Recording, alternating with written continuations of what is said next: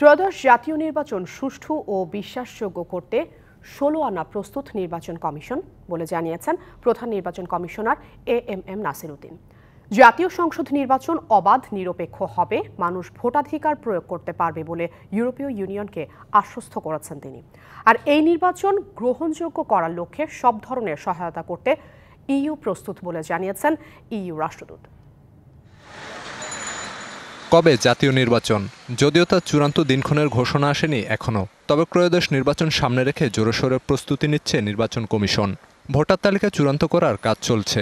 দেশি বিদেশি প্রতিনিধিদের সঙ্গে বৈঠক করে পরামর্শ নিচ্ছে নির্বাচন কমিশন। মঙ্গলবার সকালে ইউরোপীয় ইউনিয়নের রাষ্ট্রদূত দেখা করেছেন প্রধান নির্বাচন কমিশনারের সঙ্গে। আলোচনা হয়েছে নির্বাচন প্রস্তুতির অগ্রগতি নিয়ে। ওনারা যেটা বলেছেন যে এই বাংলাদেশের এই অগ্রযাত্রায় ওনারা সাহায্য করতে প্রস্তুত, সব ধরনের সহায়তা ওনারা দিতে প্রস্তুত। ওনারা চান যে এটা ডেমোক্রেটিক ট্রানজিশনটা হোক। সানবিট সব দিবে সামাল।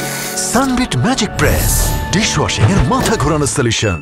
নির্বাচন কমিশন ভাবছে নির্বাচন ব্যবস্থা সংস্কার কমিশনের প্রস্তাব নিয়েও।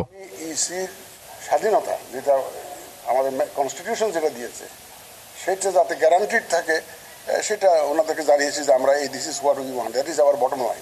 ইইউ রাষ্ট্রদূত মাইকেল মিলাদ জানান, পরবর্তী জাতীয় নির্বাচন আন্তর্জাতিক মানের করতে বাংলাদেশকে সহযোগিতা করবে ইইউ।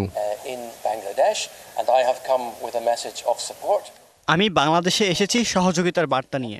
জাতীয় নির্বাচন সুষ্ঠু ও আন্তর্জাতিক মানের করতে ইউরোপীয় ইউনিয়নের পক্ষ থেকে বাংলাদেশের অন্তর্বর্তী সরকারকে সব ধরনের সহযোগিতা দেওয়া হবে।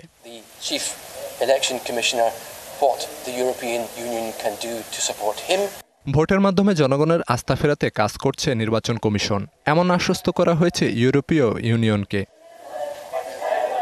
Khalid Hasan, DBC news desk.